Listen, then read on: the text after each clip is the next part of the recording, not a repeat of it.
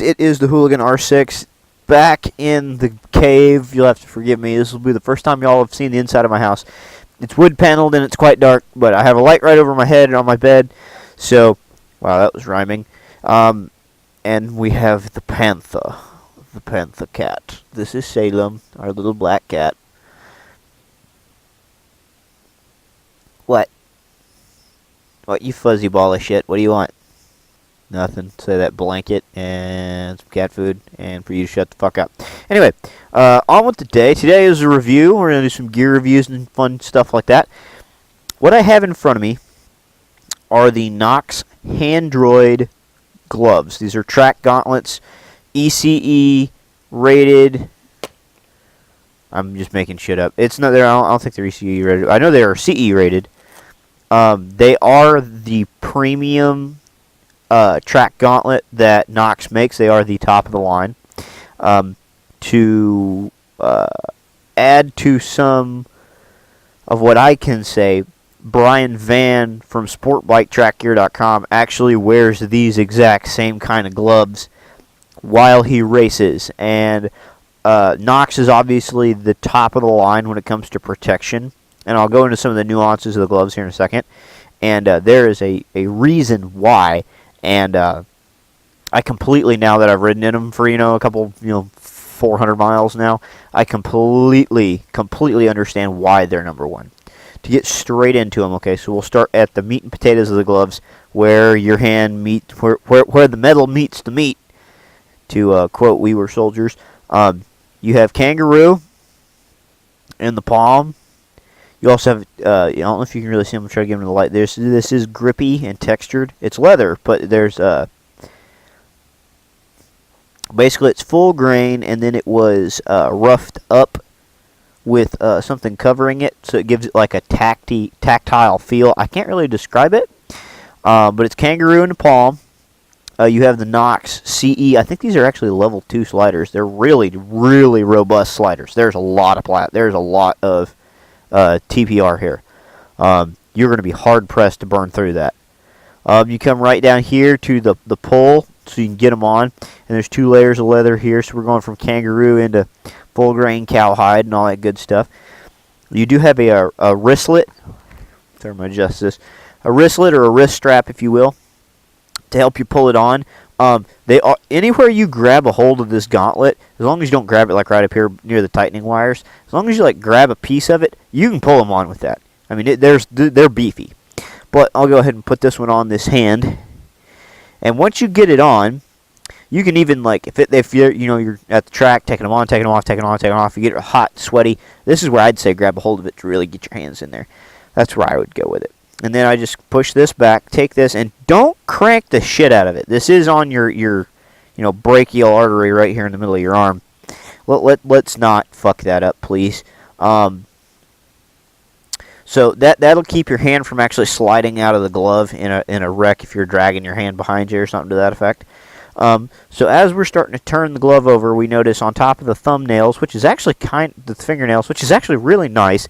If you've ever had something strike your thumbnail, you realize when you bust it and bust the blood vessels underneath it and have to like take a drill bit and twiddle it between your fingers to let the blood out, and then your fingernail falls off and it grows back, that you don't want to do that stupid shit again.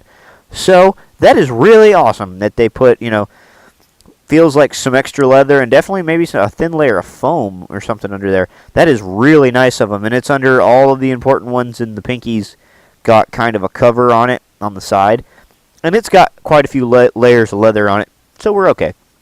Right here at the first set of phalanges, it is perf, so you will get some air coming in right at the joint, which is fantastic. My fingertips actually do stay cool, and it does have a single hole perf in the palm right here, which is, if you ever ride, because I ride track gauntlets every day, because we wear protection for the slide, not for the ride, and I'm an all the gear all the time kind of guy, so I will wear full length gauntlets in the hottest day of the year. Don't give a shit, I do it.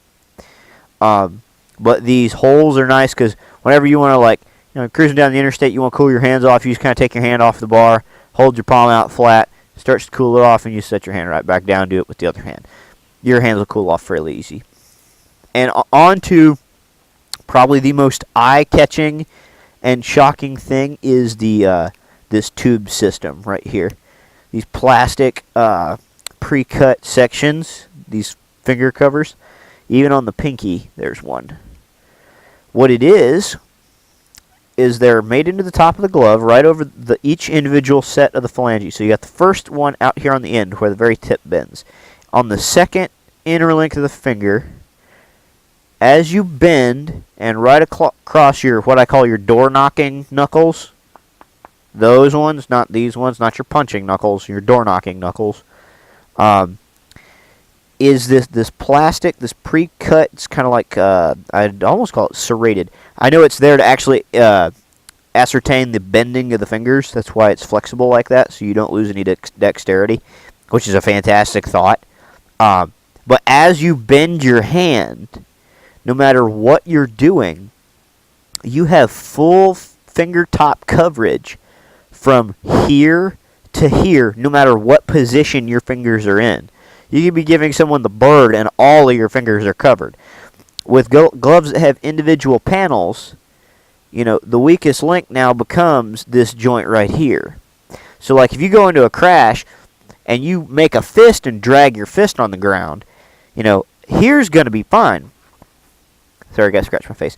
Here's going to be fine. But you could actually grind through, and I've known, I actually have a best friend, his name's Cade Dinkins, lost his finger from here down because his glove covered here and here but didn't cover his knuckle, and he burned through the knuckle and literally burned through the bone about down to there because he just drug it on the ground. And, you know, he hit the ground however he hit the ground, and it just took all the hide and the bone with it. So this is a fantastic idea. Killer. Knox, once again, proving why they're the best at protection, because that is just the best thing ever.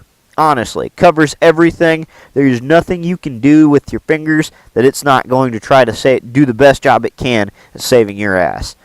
And then on the back of the hand, once again, just completely over the top. Big, thick chunks of TPR. You know, we're getting some wind through here and all that good stuff. So it's not, this isn't like a drag panel or anything like that. Helping to dry all this out. You can get your hand back under here if you needed to like get a hold of it to help pull it off. I understand sometimes when your hands are wet and sweaty, you got to do what you got to do. But then we move on to probably what I think is the coolest part. Now, when this glove is on your hand, it does a great job right around in the radius and the ulna as far as protection. This is a big, thick piece of TPR. I mean, big, old, hefty son of a bitch. But you're thinking, how in the world does this thing attach to your hand? I haven't seen any Velcro straps or anything like that. How the fuck does this attach? It's this new BOA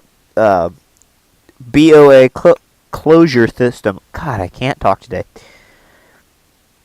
Now, there's two positions. Whew, I'm going to try really hard right here to use the words that God gave me. In other words, I can't talk today. Hit it down and turn it clockwise. You are now, there's a spool in here that you're winding this cord through, which comes down to this elastic band under the bottom and through these little lines. And now, notice how that came up. Now I'm in the glove. And this is great if you have a jacket. Obviously, you're supposed to use a no-cuff jacket that goes inside your gauntlets, obviously. But this is great. Honestly, if you wear a striker vest, which I don't recommend riding with something without sleeves on it, but if you're just dying to wear a striker vest, this would be a great option because they actually do tighten down on your hand like they should without getting too crazy. But then say, I need to get out of them. You pull up just like you would on a water bottle top. Just pop it up. Now, just stick your finger in here and pull. And it pulls the wire out of the spool, free spins the spool, and now you're good to go. Now, once again, this is going to maybe save a set of gloves. Say you are in traffic and you're driving and you don't take a hit where your hands are involved at all. I'm a firefighter, so I'm going to go ahead and speak from, as the devil's advocate. when we get calls to do with motorcycle collisions or anything like that, we are trained to literally cut you out of everything. Your helmet, your boots, your pants, your everything. Because we are trying to save your life, not your money. This is one place where even if I didn't know jack shit about motorcycle anythings, I could maybe save some butt. Because if I see this, I'm like, there's wires involved. How the heck is this on him? And I just, happen to fuck with it for 10 seconds. I can figure out how that opens. And I'm going, oh, okay, so he's got gloves and he can take these off. Yep, okay, cool. See, I would look at these and go, that looks like it costs some money. So I would probably stop and screw with this. Doesn't mean it's going to happen all the time. Also, if I'm not mistaken, if you send these back into Knox, like if something happens when one of these wires break, I do believe you can send them back into Knox and they'll thread you some new ones on there. Because as long as you don't mess up this, and as long as these are still on the glove, I wouldn't see why you couldn't just thread the string back through it and be back in business. Anyway, these are fantastic. And actually, we're going to go right now and see what you're going to watch me do it. You are going to find out with me at the same exact time how much these gloves cost MSRP from other places. We're going to go to Sport Bike Track Gear. Or actually, we're just going to Google it. Let's just do that. Knox Handroid Gloves. That was the winner. And I have computer problems. Okay. Let's see. Plant. Ah, cool. Ads. Yay, that's what I want. Ads. Can you tell I have computer problems? Anyway, alright. Knox Handroid Gloves. We're going to go through. Okie dokie. This is on eBay. $269. That's about what I thought.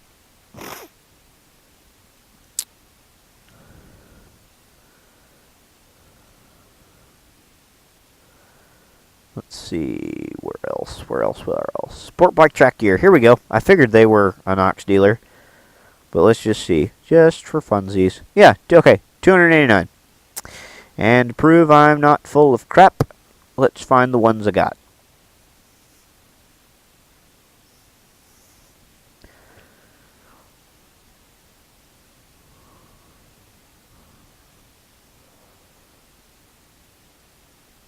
Yeah, I may have, like, last year's specific generation. But here you go.